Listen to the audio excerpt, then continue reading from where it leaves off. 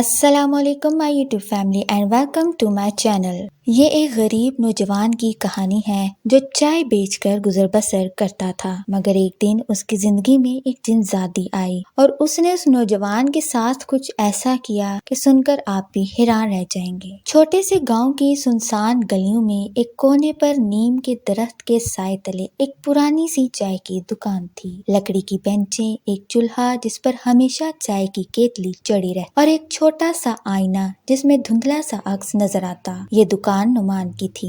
نعمان کوئی بڑے خوابوں والا لڑکا نہیں تھا، اس کا خواب بس اتنا تھا کہ ماں کی دوا وقت پر آ جائے، گھر کا کرایہ ادا ہو جائے اور باپ کے قرض کسی دن ختم ہو جائے۔ یہی دکان کبھی اس کے باپ کی پہچان تھی۔ لوگ کہا کرتے تھے کہ نعمان کے ابا کی چائے میں جادو ہے، لیکن وقت بدل چکا تھا۔ اب دکان پر نعمان کھڑا ہوتا، ماتھے پر پسینہ، دل میں درد اور آنکھوں میں تھکن۔ باپ کا انتقال 1 سال کی لمبی بیماری کے بعد ہوا تھا۔ بیماری نے جسم کو کھا لیا اور قرض نے گھر کو۔ اب جب باپ کی قبر پر گھاس اگ چکی تھی، نعمان ان قرضوں کی گنتی کر رہا تھا جو اس کی عمر سے بھی بڑے ہو چکے تھے۔ وہ صبح سویرے دکان کھولتا، ماں کے لیے دودھ رکھتا اور پھر چولہے پر کیتلی چڑھا دیتا۔ کبھی مزدور آتا، کبھی استاد، کبھی کسان، سب اس کی چائے پیتے اور کہتے، نعمان تمہارے ہاتھ میں بھی ویسا ہی ذائقہ ہے جیسے تمہارے ابا کے ہاتھ میں تھا۔ وہ مسکرا دیتا، مگر اس مسکراہٹ کے پیچھے ایک تھکن، ایک ادھوری نیند اور ماں کی کھانسی چھپی تھی۔ ماں کا بخار کم ہونے کا نام ہی نہیں لیتا تھا۔ ہر مہینے دوا کے لیے شہر جانا پڑتا۔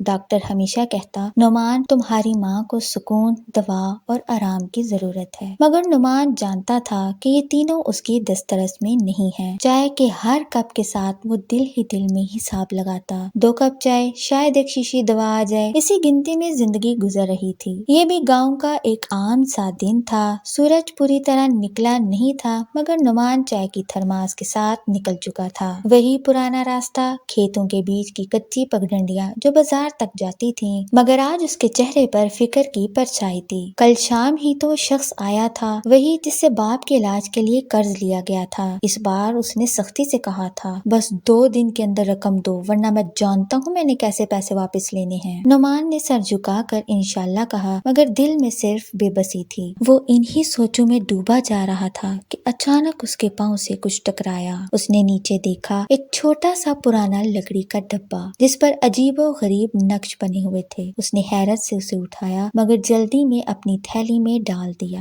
دن بھر دکان چلتی رہی، مگر دل بار بار اس ڈبے کی طرف جاتا۔ شام کو وہ دکان بند کر کے گھر گیا اور جیسے ہی تھیلی کھولی تو اس کا چہرہ زرد پڑ گیا۔ ڈبہ غائب تھا، شاید راستے میں گر گیا تھا۔ اس نے خود کو تسلی دی، مگر دل کے کسی کونے میں ایک عجیب سی بے چینی جاگ چکی تھی۔ اسی طرح دن گزرتے گئے اور ایک دن دکان پر وہ لڑکی آئی، سفید کپڑوں میں، سر پر دوپٹہ، چہرے پر ایسی معصومیت جیسے صبح کا پہلا نور۔ اس نے نرمی سے کہا، سنیے، کیا مجھے چائے مل سکتی ہے؟ نعمان کی دھڑکن تیز ہو گئی۔ اس نے ادب سے جواب دیا، جی جی ضرور بی بی، ابھی پیش کرتا ہوں۔ یہ پہلی ملاقات تھی نعمان اور اس لڑکی کی، لیکن اسے کیا خبر تھی کہ یہی ملاقات اس کی زندگی کا سب سے بڑا موڑ بننے والی ہے۔ آہستہ آہستہ وہ لڑکی، جس کا نام مریم تھا، نعمان کے گھر آ گئی۔ اس نے بتایا کہ وہ یتیم ہے، کوئی نہیں ہے اس کا۔ نعمان نے اپنی ماں کے ساتھ اسے گھر میں جگہ دی۔ مریم کے آنے سے ان کے گھر میں جیسے نئی زندگی آ گئی۔ ماں کی طبیعت بہتر ہونے لگی، گھر میں رونق آ گئی۔ مگر پھر ایک دن اچانک وہی پرانا ڈبہ دوبارہ نمودار ہوا۔ اس بار جب نعمان نے کھولا تو اندر نوٹوں کی گڈیاں رکھی تھیں، ساتھ ہی ایک خط تھا، نعمان تمہاری محنت، ماں کی خدمت اور یتیم بچی کو عزت دینے کا جذبہ، یہی تمہاری اصل دولت ہے،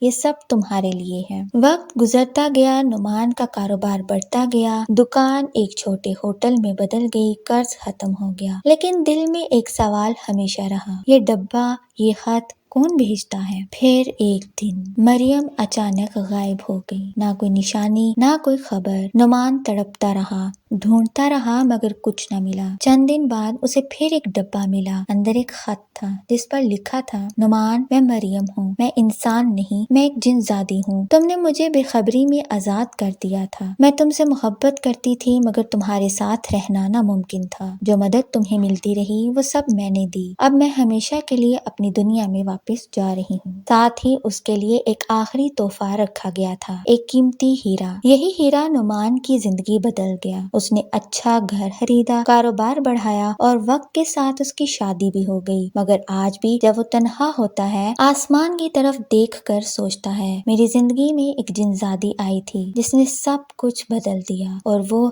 अब भी मेरे दिल में कहीं जिंदा है।